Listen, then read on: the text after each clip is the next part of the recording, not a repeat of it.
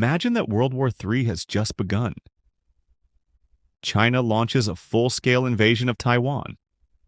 North Korea crosses the border and attacks South Korea. India and Pakistan are once again locked in a deadly conflict. Russia mobilizes its military to fully occupy Ukraine. Meanwhile, Iran launches a surprise attack on Israel.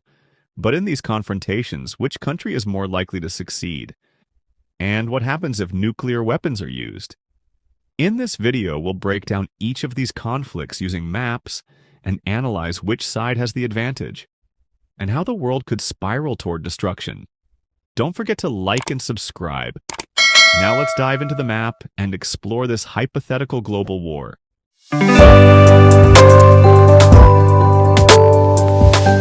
First of all, there's almost a 100% chance that if World War III begins, the United States will get involved in all of these conflicts and support all of its allies. But now, let's analyze the first major conflict, India versus Pakistan, a tension that has recently escalated. Both India and Pakistan possess nuclear weapons.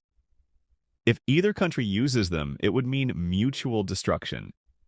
But if nuclear weapons are not used, India is very likely to win this war. Economically, India is far stronger. Its GDP is multiple times larger than Pakistan's, which means Pakistan could be crippled much faster in a prolonged war.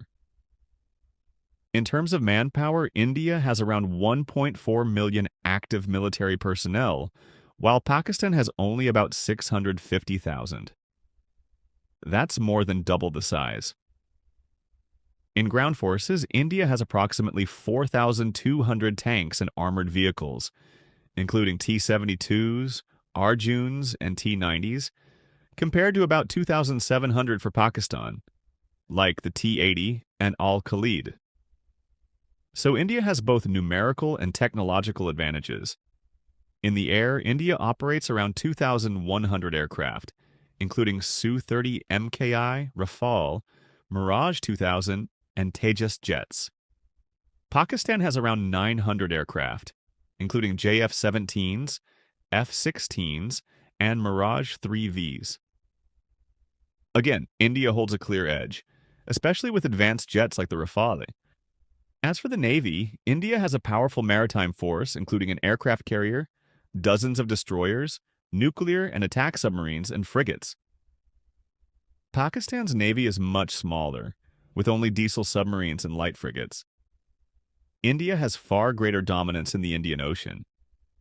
China might provide limited support to Pakistan, but since it would likely be engaged in a separate war with Taiwan, it wouldn't be able to offer much assistance. That means, unless nuclear weapons are used, India is very likely to emerge victorious in this conflict. The next conflict in this global scenario is between North and South Korea. While Kim Jong-un probably doesn't want this war to happen, because his regime could collapse if it does, he might be pushed into it by pressure from China and Russia. If nuclear weapons are used, the US would likely respond with its own nuclear strike, leading to total destruction on both sides. But if neither side uses nukes, South Korea has a much higher chance of winning. Why? Because South Korea has access to modern Western and American military tech, advanced air power, a strong navy, and powerful air defense systems. Meanwhile, most of North Korea's equipment is outdated and from the Cold War era. The US would fully support South Korea while China and Russia, already busy with Taiwan and NATO, likely wouldn't offer much real help to the North. Economically, the South completely dominates. North Korea's economy would collapse quickly in a war.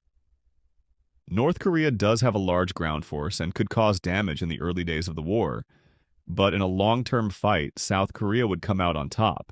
The next war is between Iran and Israel. Since they don't share a border, the conflict will mostly involve missiles, drones, and naval attacks. Israel has nuclear weapons, and if it uses them, Iran could develop its own in a few months to retaliate. Without nuclear war, Iran would attack using proxy forces and missiles, while Israel would counter with air defense and its advanced air force.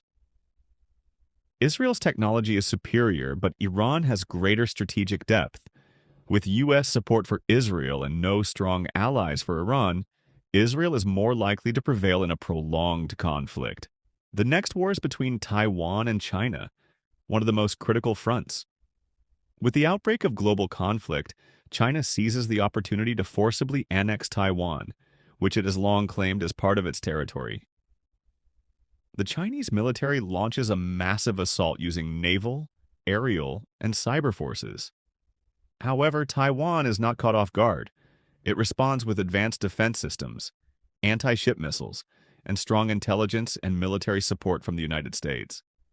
The U.S. and Japan deploy warships and military forces around Taiwan. Although they haven't fully entered the conflict yet, their presence triggers scattered skirmishes at sea.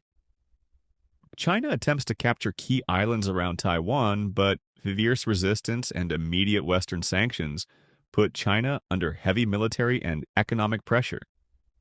If China fails to secure a quick victory in the first weeks, the war turns into a prolonged, high-casualty conflict. Taiwan may be small in size and population, but with Western support and concentrated defenses, it prevents its islands from falling and pushes China back, inflicting significant damage. This war has no clear winner, but both sides, and especially China, suffer heavy losses.